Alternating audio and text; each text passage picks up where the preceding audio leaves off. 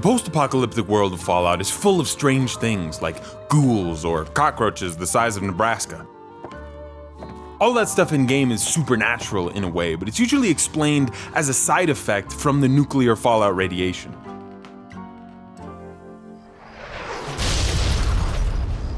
But a few weeks ago, I ate a gummy and played Fallout 3 for 16 hours straight and accidentally stumbled into part of the game I had never played before. I walked up to what looked like a flying saucer that had crash-landed into the ground. And what I saw next could never be explained by any amount of radiation or gummies. I mean, unless maybe I took like 6, I don't know.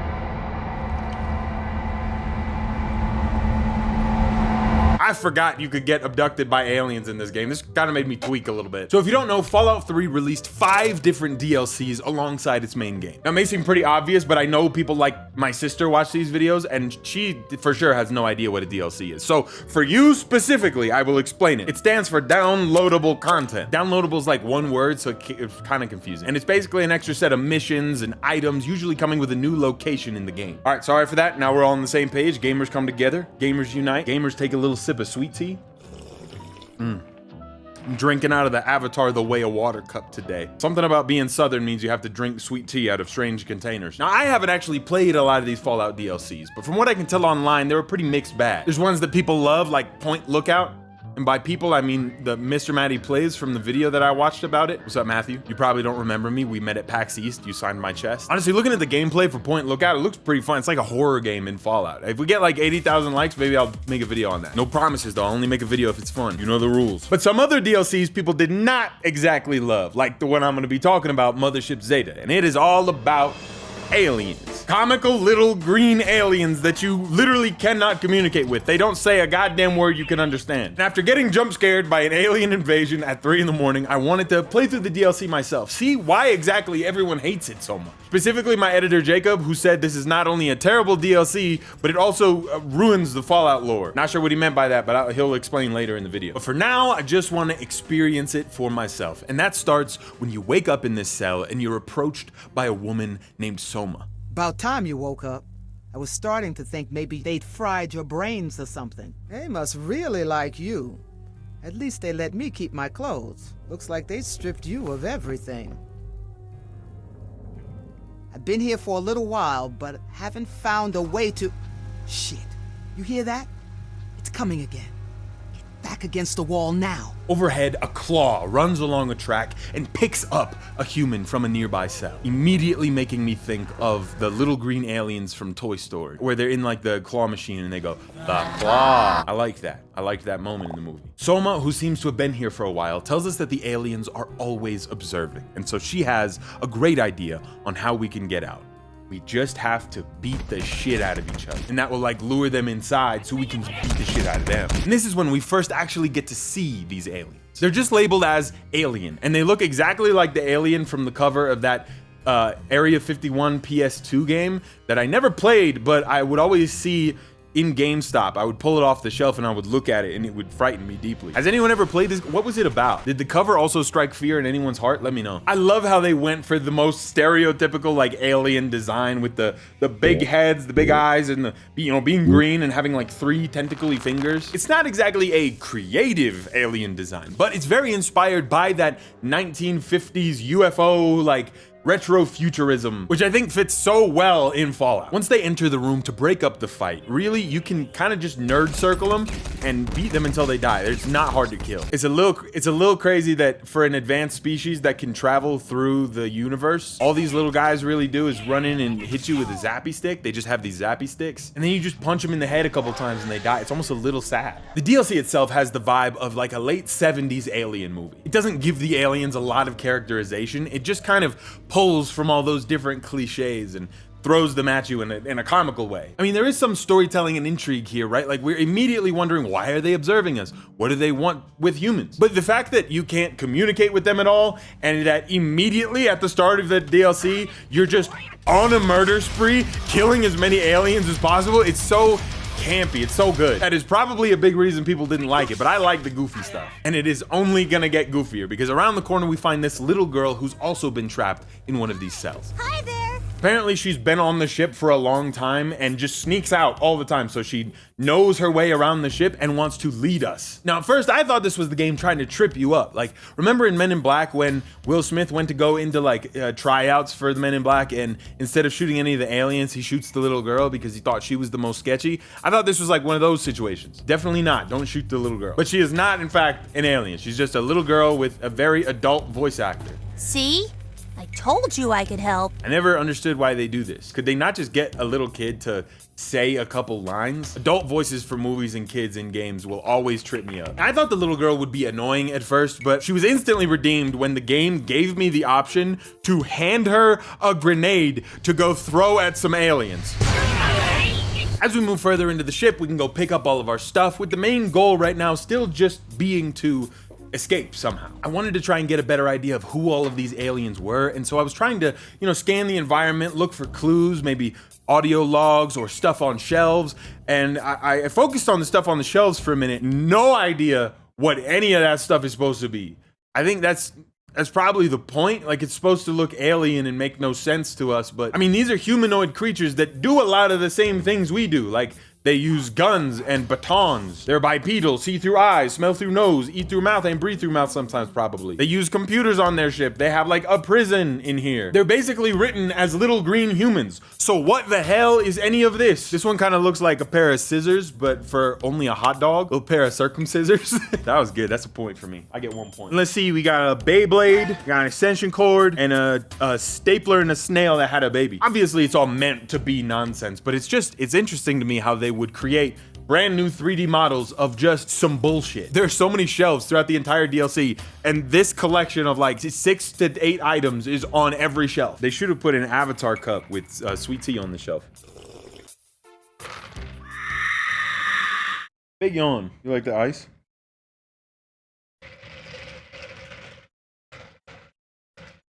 She likes the ice. The interior of the ship has a more industrial design to it. Pipes going through every hallway with energy flowing through them, and in some cases steam seeping out of the pipe, which means that even in this futuristic society, they still generate power by making water hot. We really did just make the steam train, and instead of coming up with anything else, go, hell yeah, let's do that again. Run that back, but bigger, and with uranium. They also have some computer terminals, and in one of the chests nearby, you can find, wait, let me grab it, alien blaster. Pew!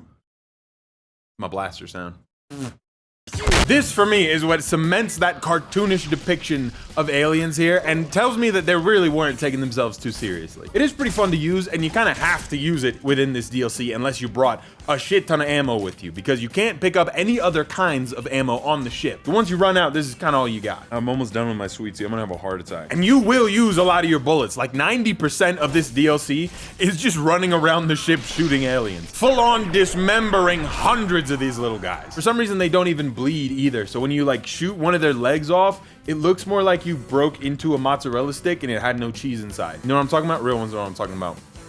I kept looting around because I really did want some story context for these guys. I was looting pretty much every one of their bodies. I did not find any story context, and what I did find pissed me off a little bit. It's just like normal items that they have on them, but they put the word alien before it. We got the alien atomizer, the alien worm food, and alien squid food. I don't know how worms and squid are alien. We have those on Earth. Granted, they look a little bit different as the alien stuff. They look pretty gross. There's alien epoxy, which for some reason you can eat. Alien power module, alien crystal, alien my balls on your chin. Why are we just calling everything alien? They might as well put like alien cheeseburger, alien guy from New Jersey who talks about being from New Jersey a lot. Hey, I'm from New Jersey. Don't put that in the video. Don't put that in. I don't know. I think in this department, if they had leaned a little more into the humor, I would have liked it better. But I got real tired of picking up the same 6 items over and over again. As I explored the ship, none of the rooms gave any further context on who these aliens are. It was mostly just a massacre of an entire species.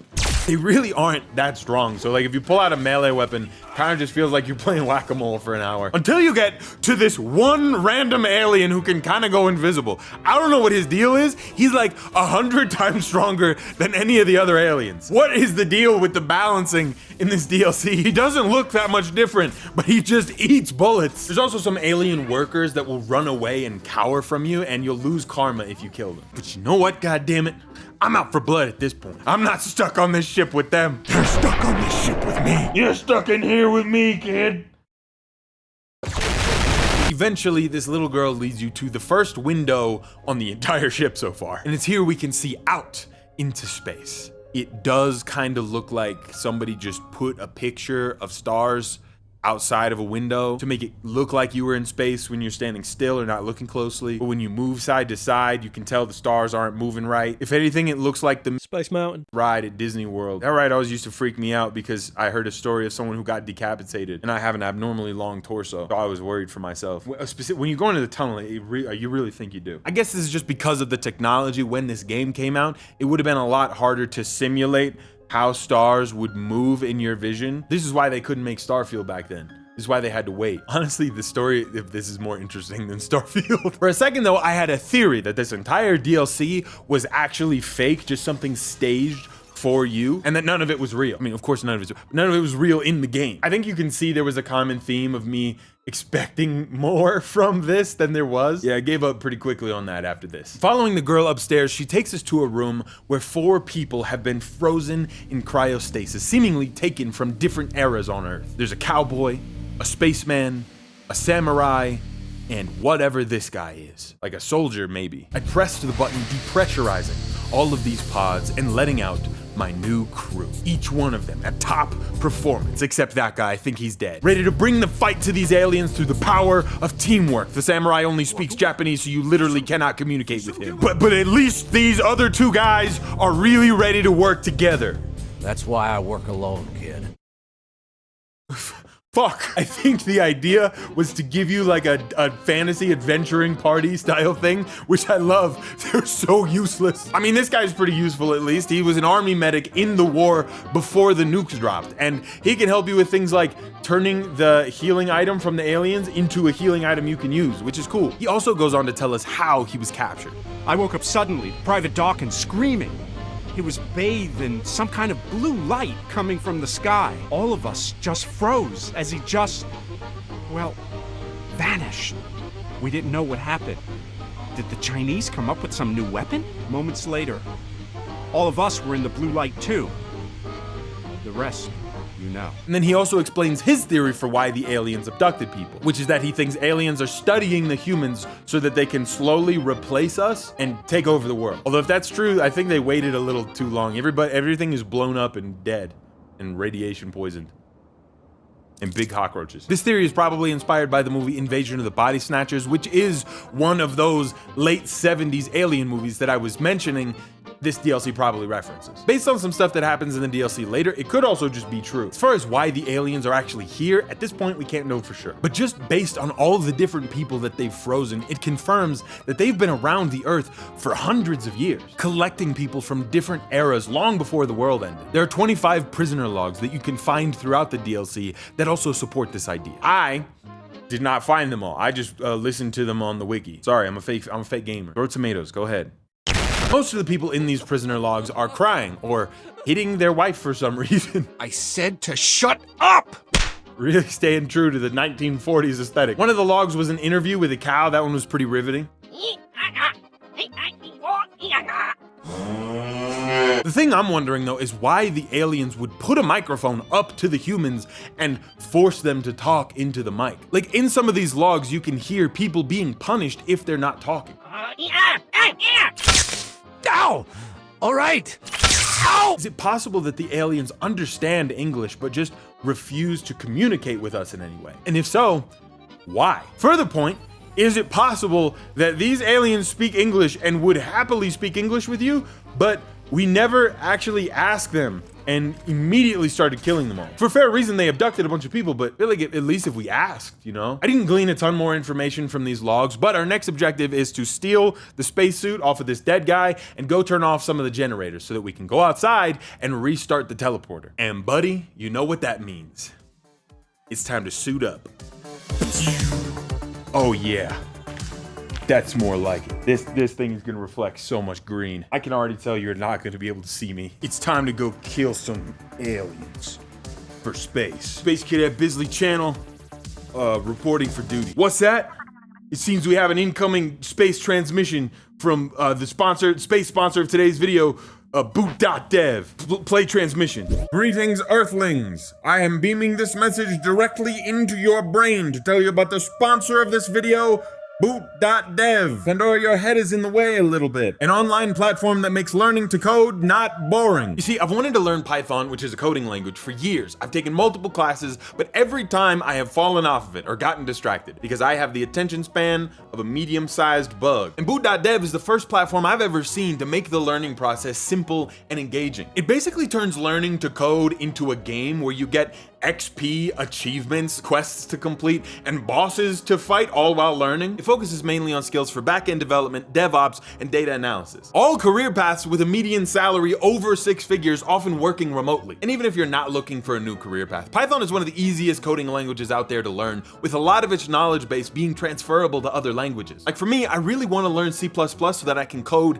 in Unreal Engine, and a lot of what I'm learning in Python is transferable. Look, boot.dev has a demo on their website. If you're even mildly interested in this kind of thing, I highly recommend you go over there and just check it out. Just go to boot.dev or click the link in the description down below. And if you end up liking it, use code bizly for 25% off an annual plan. That's boot.dev. And please, God, don't forget to use my code. I need this. I need this from you. End transmission. Thank you, boot.dev, for sponsoring this video. I love sending these sponsors off to people and not giving them any context for why I'm dressed the way I am. Anyway, continuing with the quest line. The next hour of game is really just running around shooting aliens everywhere. It's pretty awesome, but at this point I do think I understand a little bit why people did not like this DLC very much. Here's the thing, so far, I don't think it's bad necessarily. It's just an incredibly linear experience, with most of the gameplay being run through a hallway and shoot a bunch of little green guys. A game like Fallout 3 is at its best when it leans on its strengths, and its greatest strength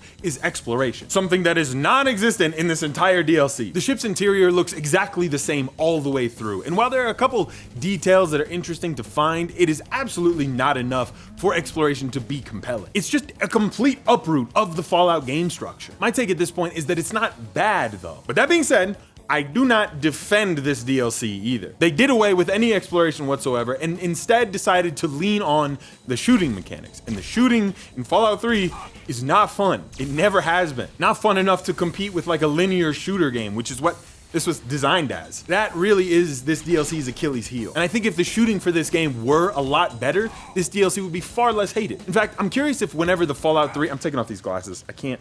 It's hard to see. Oh, that's bright. Never mind. In fact, I'm curious if when the Fallout 3 remake comes out, there will be a shift in opinion on Mothership Zeta because the gameplay will be improved, hopefully. I still won't say it's amazing 10 out of 10, but if they can do better shooting mechanics and maybe tweak some stuff in here as well, like give the ship design a little more character, I dare say I would become a true defender. Ideally, I'd want more items, much better set decoration. Some improvement on level design would be nice. Maybe give it a little Metroidvania flair. Bethesda, just hire me, bro. I'll be a shooter for Mothership Zeta. I really will. Just let me fix it. I'm not a game designer. I shouldn't be saying these things. Anyway, at this point, after disabling all of the generators, we move up into the room where glass lines the floor, and we get our first look at Earth from the perspective of this ship. This is not staying on properly. I'm taking these off. Not only that, but we find that the aliens have pointed a death ray directly down at the Earth. Our new objective, shut off the death ray. So basically, more running through hallways shooting guys. Still not a ton of interesting stuff you can find along the way, but there are a few things. Like for one, I found this dissection room. Seems like they were taking people apart in here and maybe eating them. I can't exactly tell. There's a weapons room where it looks like they just have a teleporter set up so you can spawn in cows to shoot at. And there's something for sure weird going on with the toys in this game. Specifically something called the Giddy Up Buttercup. It's like a mechanical horse toy. The aliens keep these Giddy Up Buttercup toys in the research lab. And there's specifically one instance where there's a Giddy Up Buttercup in the center and 5 dead guys all around it. Like somehow this mechanical horse toy unleashed an unearthly power and killed them all. This is the part that baffles me the most because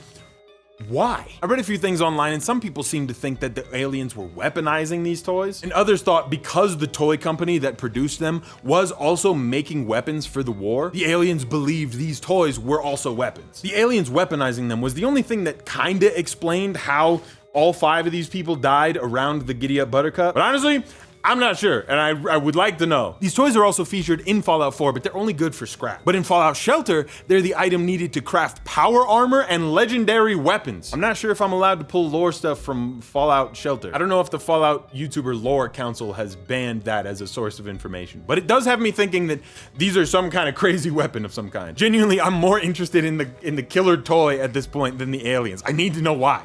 If you know why, let me know in the comments. Another thing that you can find in the spaceship are cryopods that open up with people that the aliens have captured. I thought this would be a cool way for them to introduce variations of enemies over history, but the only enemies that come out of these tubes are base Fallout 3 enemies, like raiders and ghouls. I think there's one with a super mutant. This is just another one of those instances where I really wish they leaned harder into being campy and funny. Like throw a caveman at me, I don't know. Send like a knight from the Crusades with a big sword. There is one final set of unique enemies at this point though. There's a room where these aliens seem to be experimenting on another alien-like race. When you walk inside, they are immediately feral and go to attack you. And they're called abominations. I'm gonna read the wiki again. Sue me, wiki warrior, till the day I die. The wiki suggests that there's some kind of alien-human hybrids. There is an audio log though that sounds a lot more like these humans are being turned into abominations.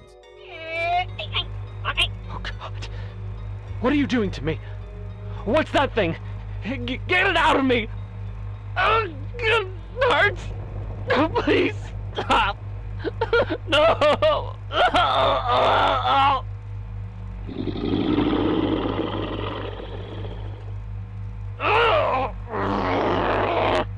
It may be a xenomorph type situation though, where the alien baby is implanted into the human stomach and bursts out, but they never say explicitly, and we never see one of these things created, so there's no way to tell for sure. After we find the death ray room on the ship, we can finally shut it all down. We could also launch the death ray at the Earth real quick. It's honestly a pretty tiny explosion. I don't think anyone's gonna notice. I guess if you can see it from space, it's not a tiny explosion. If like you call it a death ray, I'm expecting it to blow up the whole Earth. I wouldn't even call this a death ray. It's more like a ouchie ray at best. With the death ray disabled now, the last thing there is to do is gather up our crew, except for the samurai, I don't know where he went, and go to the bridge of the ship. And it's here we can find the alien captain and kill him for ourselves.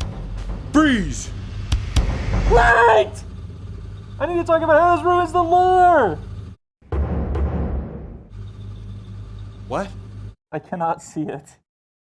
Right here. I can now see it, but your arm is in the way. Hello, hi, yes, it's me, the alien captain from the ship.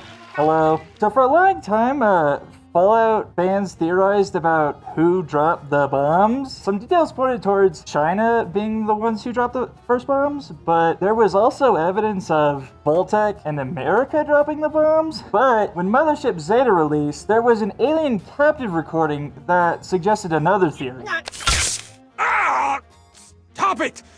I am a U.S. Senator, and I warn you, if any harm comes to me, you'll bring the full wrath of the U.S. military upon yourselves. So the aliens abducted a government official that knew the launch codes, which some people interpreted as them being responsible for the bombs. I think the idea that aliens got access to the bomb codes and then somehow found their way inside one of the most protected buildings on the planet is really stupid. Especially when they have access to the death ray or the ouchie ray in some cases that, you know, causes an explosion the size of like small countries. This was the main theory for 15 years until the Fallout show just came out and said, hey, it was Vault-Tec. I think the fun part of the whole war was that nobody knew who really dropped the bombs. Anyway, I'm the alien captain. I'm gonna get shot in a second, so it was fun. Thanks.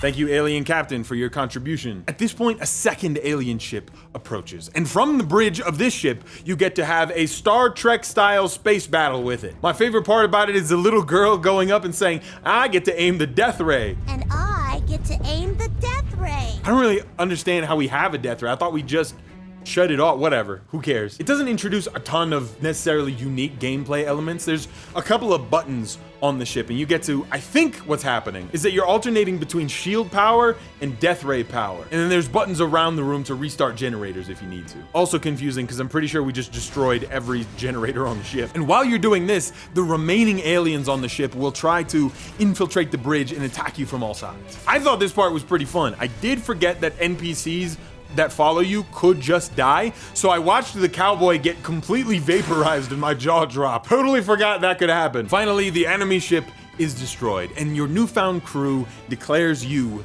the captain, and this entire alien ship is yours. There's a teleporter that randomly comes online, conveniently linking back to the exact point where you got beamed up, and that is where the DLC Mothership Zeta ends. It is dumb for certain, and apparently ruins the lore a little bit, but hear me out. It's so short, and thematically / on paper, it's pretty interesting, and most importantly, it's funny.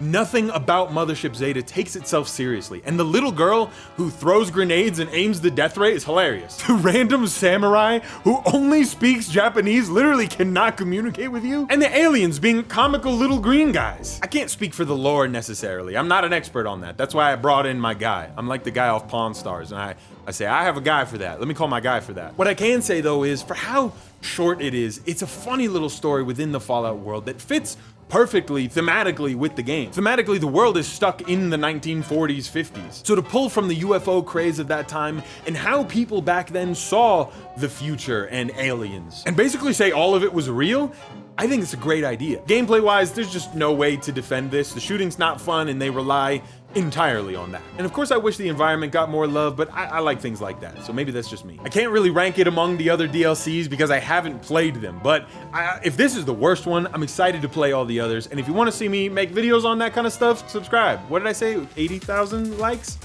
God, that's so many. What did you think about this DLC? Are you a die-hard hater for life? Did you like it? Do you feel like it's underrated? Honestly, I respect it. I don't think I would jump on a grenade for this one or anything, but I didn't hate it, and I thought it was interesting enough to make a video on it at least. Let me know your thoughts in the comments, and click the card right here to go and watch another one of my videos. Sorry we're not going as hard on the videos lately. I've been hard at work putting together the studio, and I hope by the time this video comes out, it will finally be done. I've been documenting the entire process of me and my dad building the entire big green screen, so if you want to see that, go over to Patreon. That's where I'm posting it. And while you're over there, maybe join the $25 patrons who get their name on the screen at the end. Isn't that so cool? That's you guys. Thank you for 954,000 subscribers. We are closing in on that million, baby. It's so crazy to see. But click the card.